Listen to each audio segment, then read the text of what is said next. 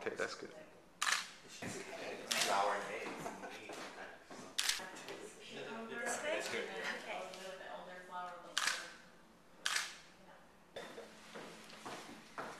Welcome everybody. Thank you for trekking all the way out to Staten Island. We're part of the goal of this project was to have dinners in all the 5 boroughs, and so this is like, unfortunately, this is our token Staten Island dinner. But we're really happy to be here. Thank you for hosting that food and for leading. So I just, before we get cooking and all that kind of stuff, I wanted to just welcome you all and tell you a little bit about the context of this. This is the 7th of approximately 20 to 25 dinners that are happening. They've started a few weeks ago and they'll continue through the end of August, all over the city in all the 5 boroughs, in a bunch of different neighborhoods. And each dinner is led by an artist. We have a group of 13 artists, some of whom are working in pairs, coming from all the disciplines and with a real range of practices. And the goal here is really to bring a group of people together, really ideally that don't know each other, so this is great, and share a meal and have, deep listening and dialogue around the large idea of interdependence. And this sort of comes out of Matt's work several years ago with an artist named Sekou Sundiata, who was a performance poet. And his sort of life's work and big question in his work was about citizenship and what it means to be an American citizen. And when he was working on his last project, he started doing something that he called citizenship dinners, which he did while the work toured and in the development process of building the work as well, where he felt like in order to really answer the question of what it meant to be an American, that as much as his practice of writing and composing and et cetera was private, that question needed to be addressed in public, and that it was really beneficial to him to hear how other people defined that for themselves. And it was just a really fantastic process, and Map, as well as Sekou, learned a lot from it and really enjoyed it. And so Sekou passed away in 2007, and we wanted to find a way to continue his methodology and that vision, and I think it really informs a lot of what we do. And also because we're, a nonprofit in New York, but we don't have a venue, we don't actually get to connect with our public all that often, or there are barriers to that. So this is also a way for us to get to know our public and the people that we that sort of are in our community. And so in continuing that vision, a few months ago, or several months ago now probably, we met Ben Barber, who's the director of an organization, or part of an organization called Demos, which is a sort of a policy think tank in New York. And one of his ideas is about interdependence, global interdependence. And the idea is that all the big problems in the world today, like climate change and terrorism and the economy, et cetera, poverty, can't be addressed by nation states, that they need to be addressed by people working interdependently and nations working interdependently. We thought that was a really interesting idea, and for MAP, one of our interests is to bring artists into these conversations, these sort of, larger life conversations and dialogues. But we wanted to, following Sekou's methodology, not talk about it on a policy level, not have sort of high-level dialogue or sort of standard surface-level dialogue. We wanted to really talk personally and think deeply about what it means in our daily lives, and so this seemed like a natural connection to sort of use this methodology of a dinner to bring people together, led by an artist who has a particular approach, and think about that question together. So Tatfu is one of our group of artists, which is wonderful, and one of the other purposes of the project is that the artists that we're trying not to, or this has been a learning process for us. We've learned over the course of it that we didn't actually want to impose interdependence necessarily on them. wanted to bring that to them, but for it to be useful to them as well, and for them to bring their own question within that larger frame to this conversation. So, all right, cool. Thank you so much for coming here today. Really appreciate it. Spending some time here. Thank you, MEPP, for the opportunity. And basically today we're just going to cook by what we bring, either with what you have as an ingredients and also what I have in the pantry. We can all go there and check out what we have and figure out what we're going to cook together. We can cook in teams, individually, any format as you see fits.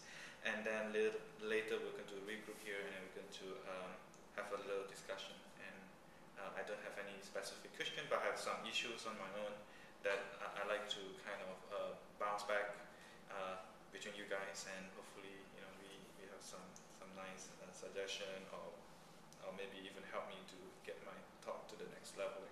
And hopefully I could get to know you guys a little bit more and spend a nice evening. wonderful.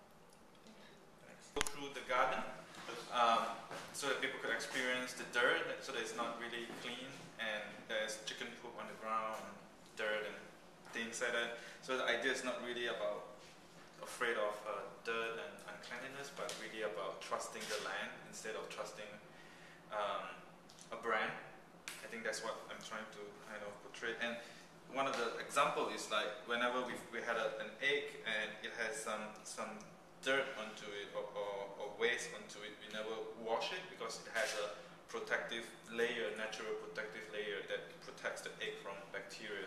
So if you clean it, that layer is gone, so it still is exposed to bacteria much often. So it's good. If you see an egg that's dirty, it's a good egg. You just need to wash it before you cook it, but don't wash it and leave it outside. So yeah, and I guess that you guys should kind of get to know each other and figure out what you're going to cook. What do we have? We have rice. Maybe that is one of the main things that we could start doing, something with rice. And then we have chorizo here. Cucumber is good. Maybe we can do example like the cucumber thing that takes a few minutes. Yeah. That you just say, that sounds pretty good. And we have other things that I bought this morning from the farmer's market. Onion and garlic and carrots and lettuce and things like that. So, and of course I have canned food and sauces, but feel free to be creative and interact among yourself. I have this dark pumpkin oil. And there's noodles. Noodles. It's interesting to have a pumpkin oil. Pumpkin oil, garbanzo beans. Baked beans. What's this? This is just red beans. Red beans. Like bush bean, what they call it. Cranberries. You have Fish, pickled fish, spam. for beans. Or pickled fish. Do you have flour? Flour, yes. No butter. We have flour. Let's see, is there any sugar or something? Sweetener, sugar. And oil. All. Now we also or olive oil. beans, black beans, and some red beans. Coconut milk, if we need any milk. I was just trying to think of like if I made a pie crust thing. Yeah. This would work. This would be No, fun. because I know Do it's that? good, but I think one thing you Okay, can do. I'll do that. All right, awesome.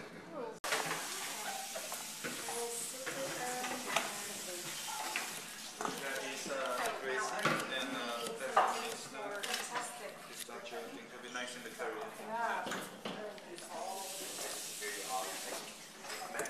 I love collards. So good. Collard Oh, greens. how's the different mango?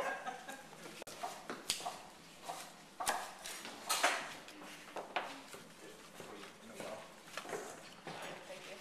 What is that? Simple syrup. Wonder if you have sugar? Yeah. Sugar? I have actual brown sugar. Okay.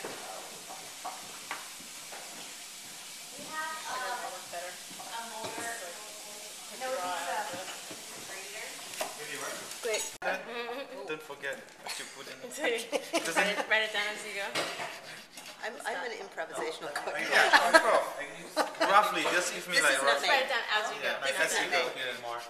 Beautiful. Freshen up. Like Do they have some lemon? Oh, that would be great, yeah. I don't want to fill another one if we're not going to use it. Do we have some lemon, Tatsu? You keep going. Lemon, yes. Thank you.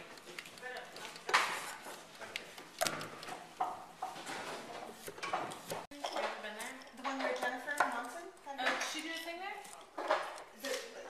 It's like overgrown, drained out. And then It smells really for good. us, we rode, basically we rode on our That's bikes. a lot of tuna. I will never do sort of that. Maybe where is Then the I nice started one? thinking, well, what interests me? And I thought, well, what interests me is this whole question of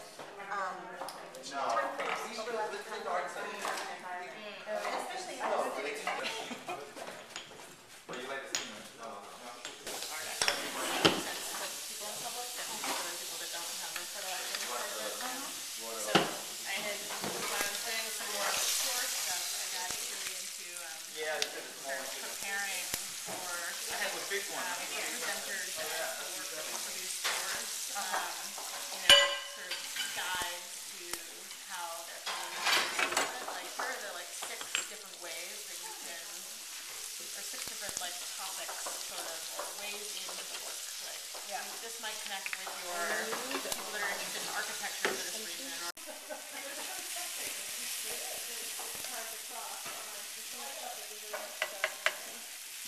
Yeah, let that put that But there. that's, Yeah, a little bit, and then you throw it. okay.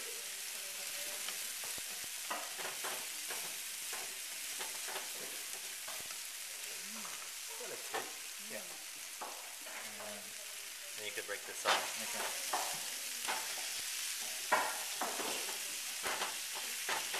That's it.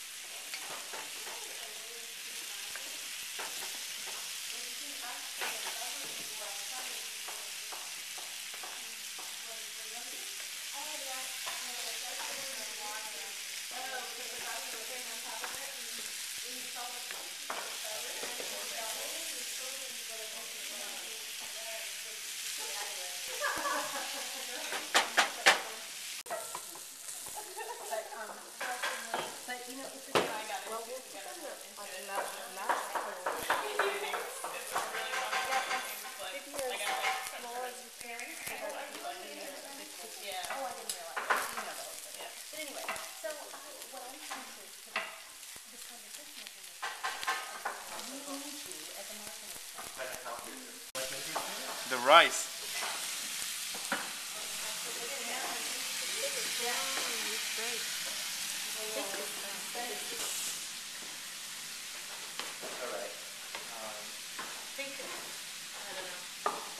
I guess it's you have to take it out of the medium, is that right? Somebody just done this before? Put it just in the towel completely? Yeah. just turn it over, yeah, make a bag out of the towel. Yeah. Now I have to figure out how to. You could whip it with some sugar. Is that the one?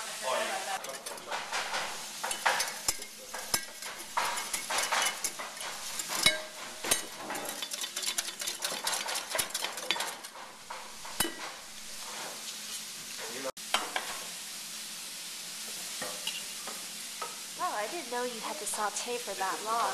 Well, you don't, because of the, this is not even sauté anymore, that's almost simmering because it's too, you see there's so much in there. Yeah. And so it's more, it's a mixture between some, Which one do you want? White wine vinegar, champagne vinegar? Champagne. I used it all. Sorry.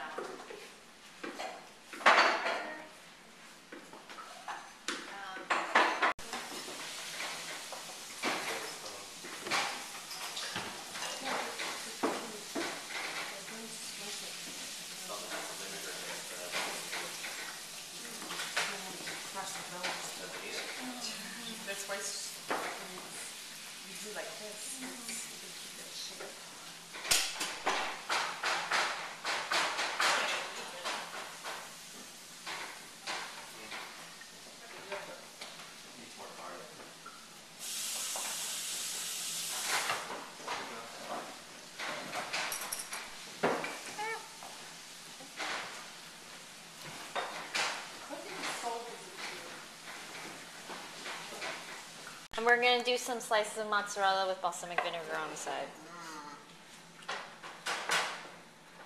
This is what my grandmother used to do with leftover pipers. Like a little pan. Yeah, little tiny. Or the pie tin is good actually. I mean, not me, Alda. So you should say some of that side. Or That's could okay be- though, I mean. I can leave it separate. Yeah, no, I mean, Should I combine it or should I not? Maybe not. It's nice to get a chutney, you know?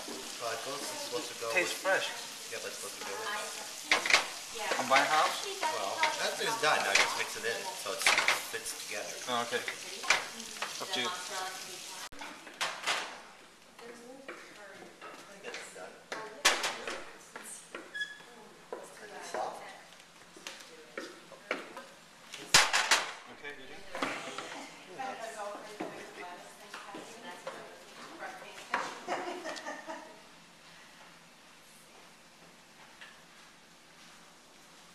I'm dying.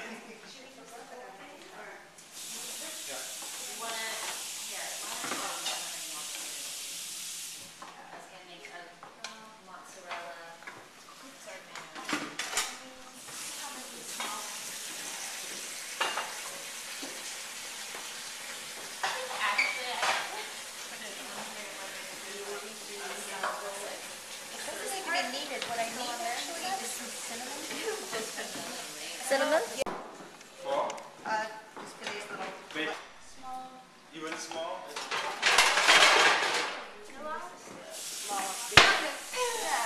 It's just, always my favorite part when I'm it's just the leftover pie crust. So. Okay, there we go. All those in. Oh, is there room?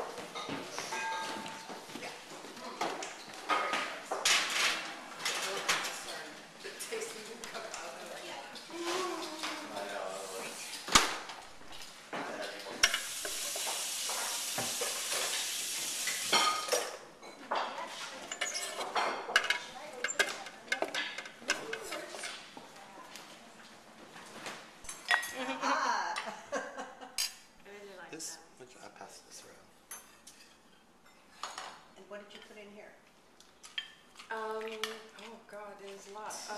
Raisins and nuts and carrots and collard So greens that sounds good. and cabbage and spice. It's very spicy. Use a Greek yogurt garnish. Oh, they go together? I good think idea. so. I think that's together. That's a good idea. And, sir? It's chorizo with a chutney that's made with cilantro and mango and carrot and red onion and garlic and balsamic vinegar and salt and pepper, and it goes with whatever you want. I made the dressing. dressing? Yeah, it's just mustard and olive oil and champagne and vinegar.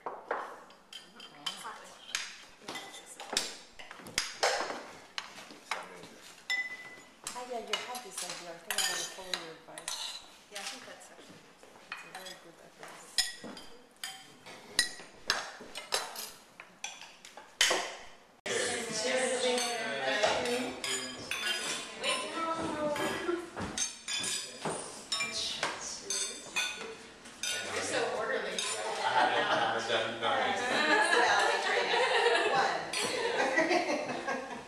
Alright, good.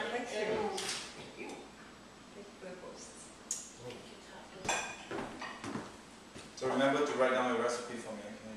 Before. So have you done this before? No? This is always an opportunity when there's a new project comes in.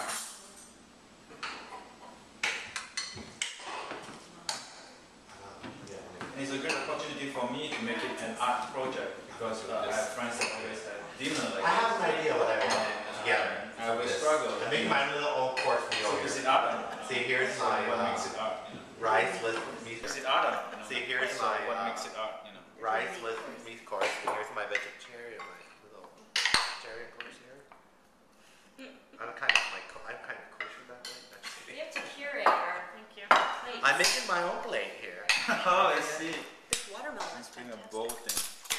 I'm doing everything. I'm doing. Here? I want to get the yogurt. Yeah. So my first thought of the night is that I've been reading and doing all these sustainable issues and things and recycling and urban gardening and trying to consume less and everything, but slowly I was trying to link back like what's the source of all these problems is, and it seems to be like we're trying to conserve, and things that it seems to always end up in that pyramid of overpopulation. In the end, it's that the human race is growing, so we have always shortage of food and always need synthetic fertilizer and chemical to grow our food, and it's linked back to the peak of phenomena where we're still using petroleum to kind of subsidize what we are growing into. If one day petroleum runs out, one day petroleum runs out, will our food runs out or not? Will our what do you call it, drugs, will it still be there to protect us from all these germs and things like that? So in the end, it's about overpopulation, and today it seems that a lot of female is here on the table, especially, and I always have the question: is overpopulation, or maybe is there a way that we can address this? What is your thought about this? And is it right to ask people not to reproduce, or is it something that is in our awakening, is in our thought? So I'd like to hear what your idea are. And so this, it's always a touchy subject that I felt a lot of people do not talk about, and this is a perfect opportunity to talk about it. The issues that are at stake and the fact that the problem always falls back into overpopulation. Yeah, by I think 2020 there'll be 8 or 9 billion, and growing. And will this kind of trend sustainable or not? Can we reverse that process a little bit, or make a cap onto it? Because you know that the Earth is this big, and if we overpopulate it, just like anything, any science that we know, if we in an enclosed space and we have how many lab mice in it eating something, you will have more than that. If they couldn't feed each other, they'll turn on each other. And things like that. But we are in this Earth as Earth is like a spaceship. We are all here. But then if we overpopulate it, what will happen? And no one wants to address this issue of overpopulation, and no one wants to say that you shouldn't have the next generation. So no one wants to take that step. Or are we? Have you? Because my only sort of I understand sort of that could be true naturally. That makes sense to me. But I think also, I don't know what the argument is about sort of, yes, we are actually capable of producing what we need, but because of the division of wealth, or sort of the situation globally of haves and have-nots, that we don't actually, it's a question of distribution as opposed to a question of supply. I don't know what the truth is there, but it's one thing that I've heard, positive, that we have the capability actually of supporting the population that we have, but it's a systems issue. And that's what Elda talked about. She said she works in a bakery and she has a lot of leftover bread, but she couldn't get it to. Yeah, I volunteered at the food bank in West Harlem one time, and they always need. I see what they serve, and a lot of it is like stuff that the grocery stores, they have like a agreement with ShopRite and other supermarkets, and I also work at a place called Scratch Bread, which is he calls it a food brand, but it's a local bakery in Bed-Stuy. There's always like these 10 loaves left of bread, but there's no way to get the bread to there, and there's no manpower in the food bank. I asked them already if they could get somebody to pick it up, but no one can pick it up, and he can't bring it there because it's only like him, and so there's a huge gap. Yeah. People have food, people don't have food, and then you would think that 1 and 1 equals 2, but in this equation there is no equal sign. It doesn't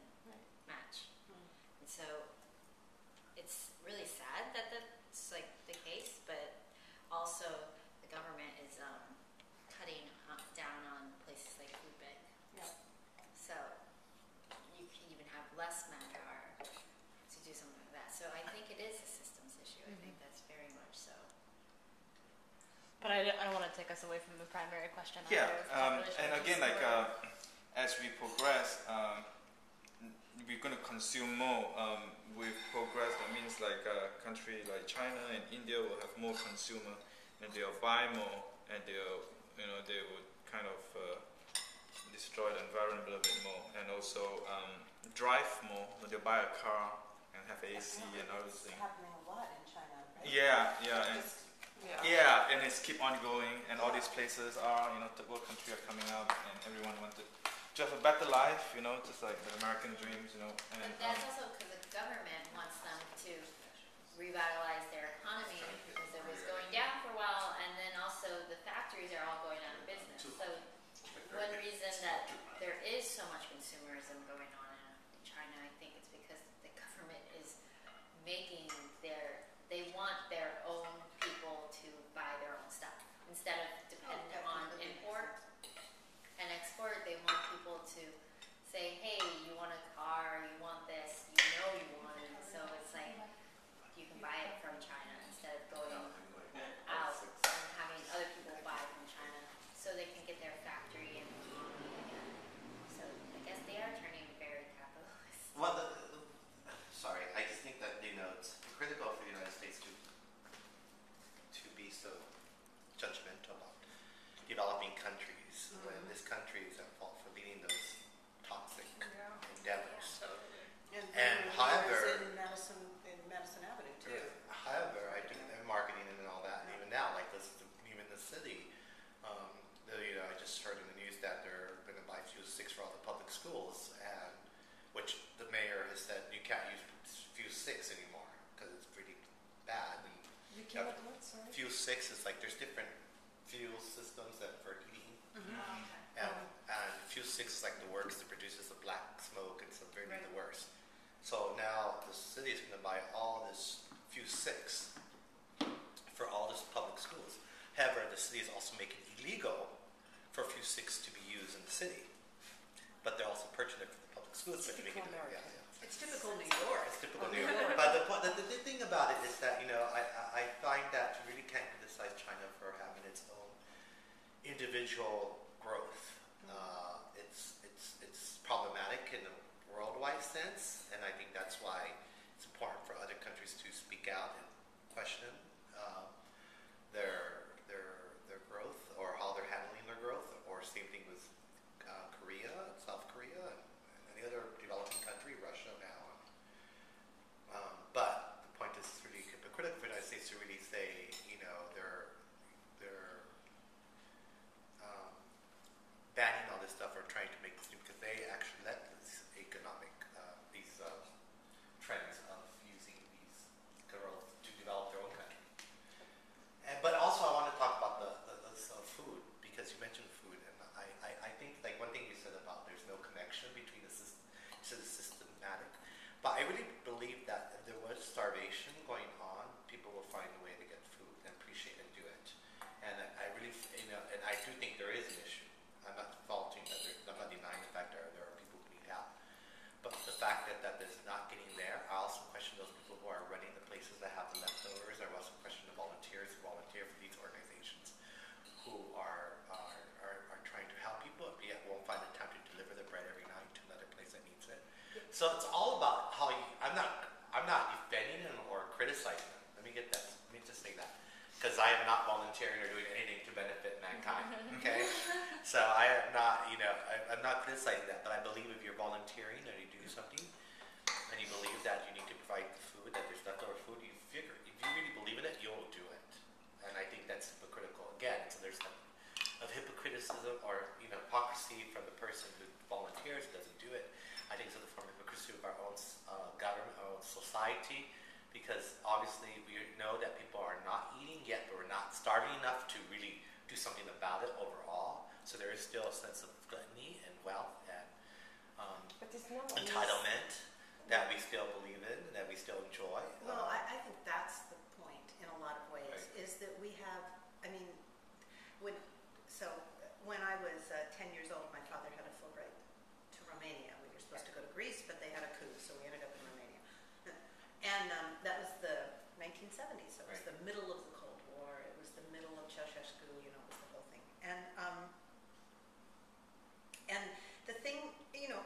were there under a dictatorship, and it's when you're a kid, it's something you don't ever forget.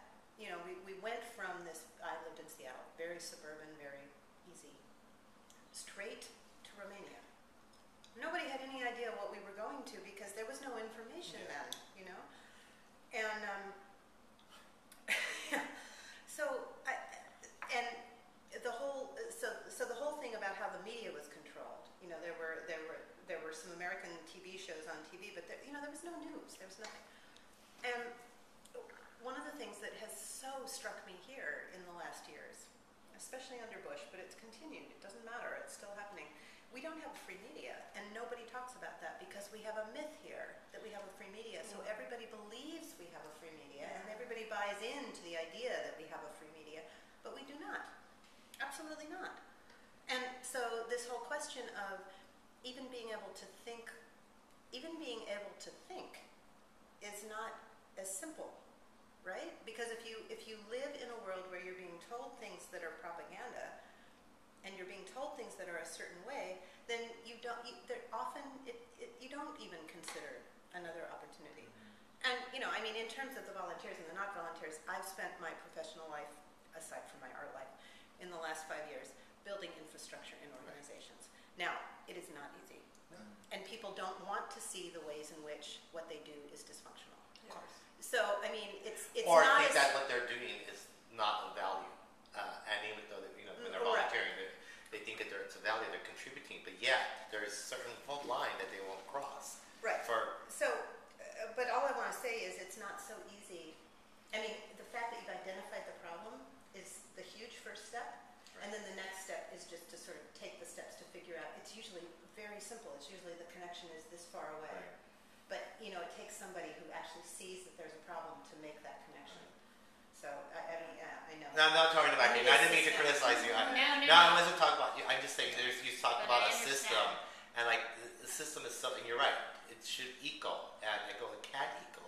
If there's volunteers there, if there's somebody who really would believe in it, they will find how to get that bread But it across the shouldn't river. always be the responsibility of the individual. Or No. It should be, but the individual also has a responsibility to transform their society so that the systems actually represent what they Well, want. I agree, but the point you have to establish that. So, Lee said, you recognize the issue or the problem. Now, if you really think it's a problem and have great concern, that's one thing we do have. We have the freedom to do nothing. And there you are. And if you recognize a problem and you don't want to, say, okay, I'll come every day at 5 o'clock and take it across the river. That's a big commitment. It affects your livelihood because you might have to take time for work. There's a lot of factors. I'm not saying it's simple. Right. I'm just saying that, there are solutions. I think one thing is that we are still not where we're not back in 1929, dirty depression era. So there's no immediate need to really make these differences. We talk about it, we recognize it, yet we're still living off the fat of the land, and we're still enjoying it, and we're still doing it. So I don't think we're all in. I'm not faulting anyone. I'm just saying that we're still not at a crisis enough. I think we are at a crisis, yes. and it's not being spoken about. Well, I think that's the think truth. we are. I think that's the truth about the shopping, the economic, the buying power. The rather than trying to curtail your buying power, the government's telling you to spend more to feed the government. Now, I understand economics, and that makes sense in one part, but yet at the same time, it's how could you encourage me to get more in debt to fuel the economy when I can't even pay what I need to pay now? I know. So it's kind of like this oxymoron. I'm surprised about that economy. It's like you should spend more when we're in a session to revive the economy when you have no money. That It's always crazy. made no sense to me. Because that's because I took economy 101, and that was. It's because crazy.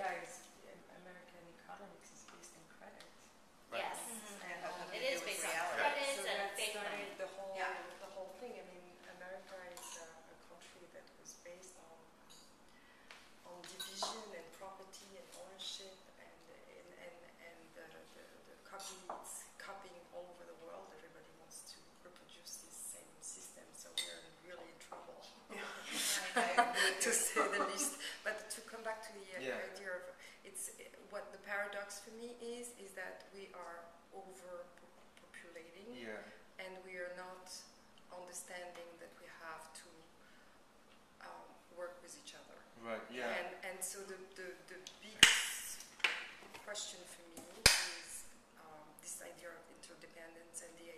question of what is in common and what we can cultivate in order to grow as a civilization, as a world civilization, is a really very difficult task. I mean, we started to do this work with the common. I mean, you can once, but I mean, sometimes, you know, it was so hard because the issues are so huge.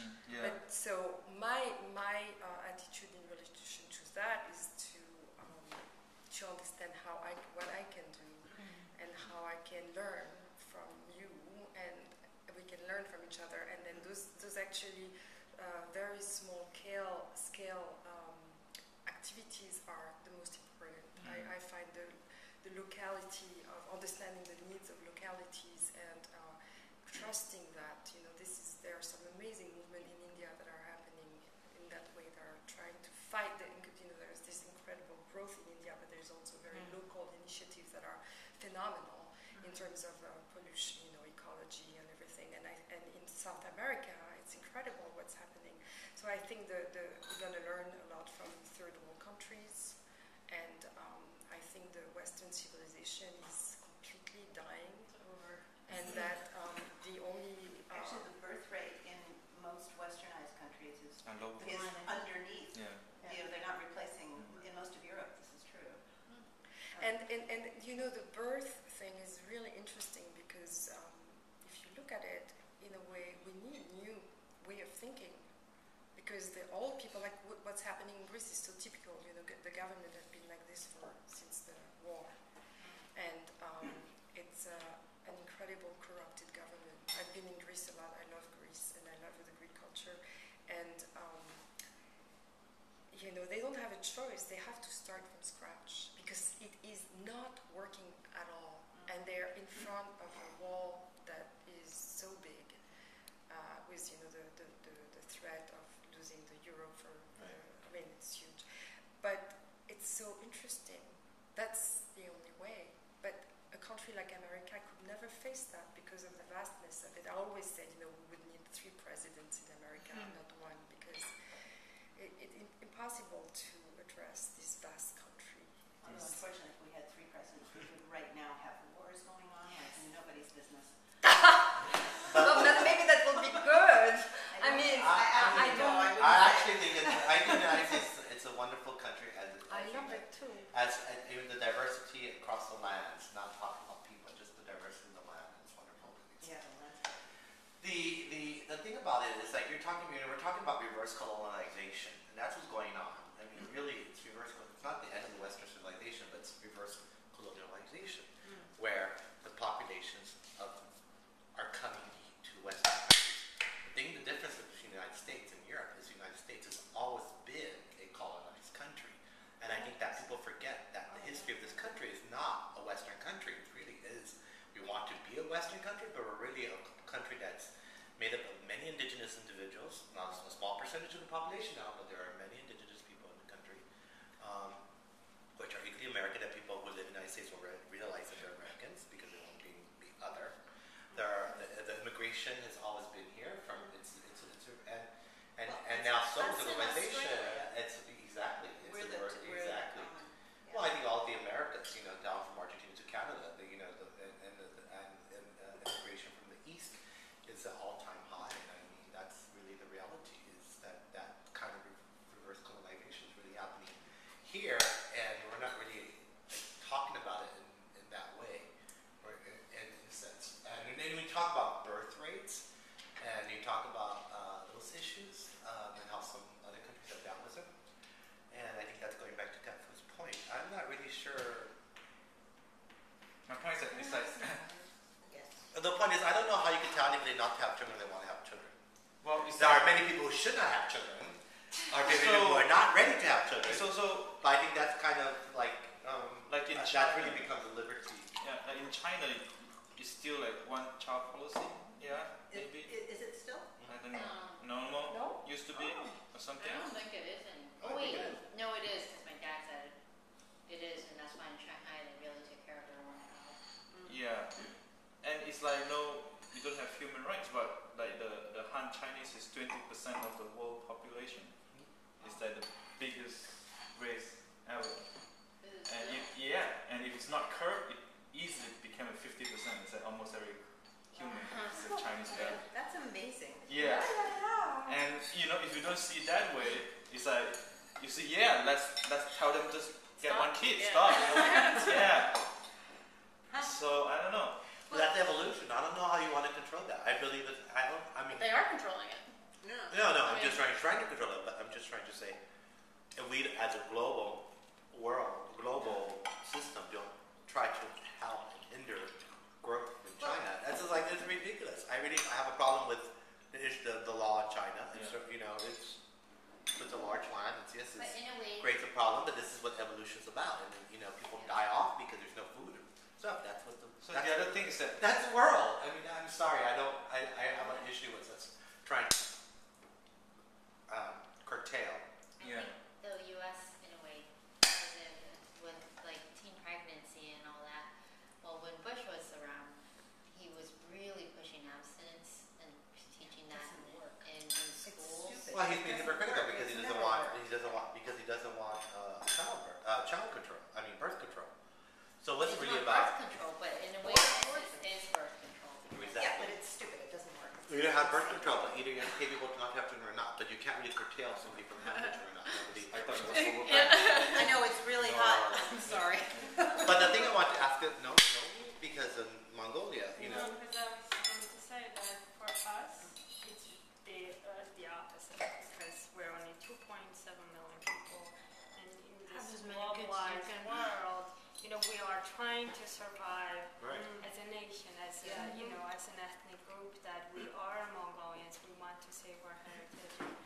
Basically, the whole government is trying to focusing on, really promoting what is Mongolia, what is Mongolia means, and having, if you have 4 children, you get this government, recognition. You become the first grade mother, and if you have 6 children, you get the second level, and if you get, more than that, you get the third one. So it's, we're really trying hard to survive. We're not encouraging our younger girls to get married to other countries' men. It's a very common that, because in 99 our borders open up, everybody is allowed to come in and go. We travel so much, we go out to, and most of my friends got married to a French guy, to an American guy. So they, especially for you Mongolian men, that's very frustrating. It's like, we need to save our race. This is, we only 2.7 million, and it's so easy to just take over.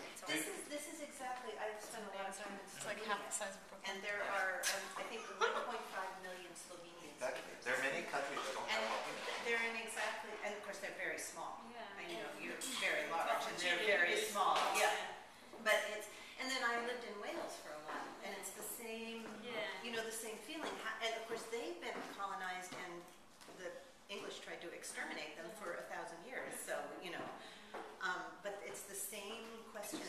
We're really trying to survive as a nation, and we try to register our heritage, like the UNESCO. Of course. So we managed to register one of our instruments, which is called horse fiddle, and we're so proud. But we lost our long song and throat singing, which is a very big part of our culture. But we lost it to China and Russia, and it's so frustrating. So that's an example of how actually these two neighbors could actually just take us over. So in terms of our population rate and land, we're not able to compete with our neighbors, but we are trying to compete with the intellectuals. We have the intellectual property, the heritage, the cultures we have, because it's such an, it's very rich. It's been there for 1,000 years, so we could, so that's why I'm hoping that, at least as an NGO, we're trying to contribute with that. And also, there's Inner Mongolia, which is part of China, so we are in a process of really trying to separate, us saying, there's Inner Mongolia, it's part of China. It's very clear, we understand that there, but then we are trying to define that there's a Mongolia, there's a country called Mongolia, it's a separate country, it has a separate, we speak a different language, we have our language, we have our government, we have this, border that really, separating us from this other Mongolian nations, so this is what we're trying. So in Mongolia, the question of having baby or not, it's like have a baby, but as I said before, because family life, started at age 20. So at the age 20, if you're a girl, you expect to have your first baby. That's a very common, thing that your parents would expect. But it's been changing because most of the girls are getting educated. If you look at the rate of the gender balance in the university, it's like 80% of them are women and 20% of them are male. And so as much as the women get educated, they try, they tend to have children later in their 20s or even early 30s. So that is kind of pushing the growth, a little further down. But the government is still encouraging that, please, if you have 4 babies, you will get this recognition, you get this. So yeah, for us, Mongolian women, it's not about the overpopulation. We're trying to save our race within that bigger notion of overgrowth. In Mongolia, do you think you're all one same type of people, one ethnic group? We have 27 ethnic groups. Yeah, that's what I thought. Yeah. But Wow. we speak the same language, and it's just a matter of how we, more of the custom, the tradition is quite, different. The Western side, because we, in terms of a landscape, we are different as well. So we trying to save as it is, but we all speak the same language, so there's no huge difference between us. I mean, there's only 5% of our population is Kazakh, which speaks different language, has a different culture, but it's only 5% of us. So we try to actually support them as much as we can. But it's not, there's no conflict between our ethnic groups or so. So I mean, like my generation tends to have much, children in their late 20s or 30s. But my parents and my grandparents, they used to have 12 children. They have 10 children. That's how they got from 300,000 to 2.7 million. But that's also due with the curtailing of the nomad lifestyle. Yeah. I mean, I think that's really, Yeah, because the Russian really introduced the Western, the medical whole industry. Yes. I think that's why there's so many young people, and I think that's why there's the growth of the population, because it's really been about kind of stabilizing or. Yeah. They built this amazing, educational health system all over the world. All over Mongolia. We have 365 sub-provinces, which are small, little, tiny towns, but the Russians managed to build a culture center, hospital, and school. So it's amazing, like everywhere, out of nowhere, but you still have your culture center, you have your hospital, and you have your school, Yeah. So they... Eastern Europe is the Russian, Romania It's has the this, same yeah, thing. and even Wales, the English did it as a way to colonize, but the same idea. But during our Soviet years, first, because we've been in the country for 70 years, and it applies to most of the former Soviet countries, that we short of supply, that we learn how to manage with what we have. And something I always notice in America is that the consumeration here is just so vast. Like if I want to buy, because I just got here and I was staying in North Carolina for a month, so I was looking for a detergent that I could only use for a month, but there's no size that exists. I can use it. Here in New York there would be, but not in North Yeah, but Carolina. in Africa, Only because you I'll can't also carry it, size not there. because yeah, but it's More it's storage. the consumption, consumption, the culture is so different, and so what we used to do when we have a short of a supply, that we save most of it. We would grow vegetables in the summer, and we would marinate them. Yeah, of course. And in the winter we use them. So that's how we use really our the shorter even though we have a shorter supply, we still have the food. So maybe I don't know. Maybe This This is is what I was so saying interesting earlier, but that's because what I was saying my earlier too, that we're not that's thing. but we were, because my family, I'm one generation away from this. My father grew up in a town that was homesteaded by his great-grandparents or his grandparents, and his all of my relatives, this is how they live, and when I was a kid, and even until I was in my 20s, when I would go visit there, all of the women get married the day after high school. The boys usually do 2 years of some kind of a technical agricultural school or something like this, and then they marry the girl who is younger than them too.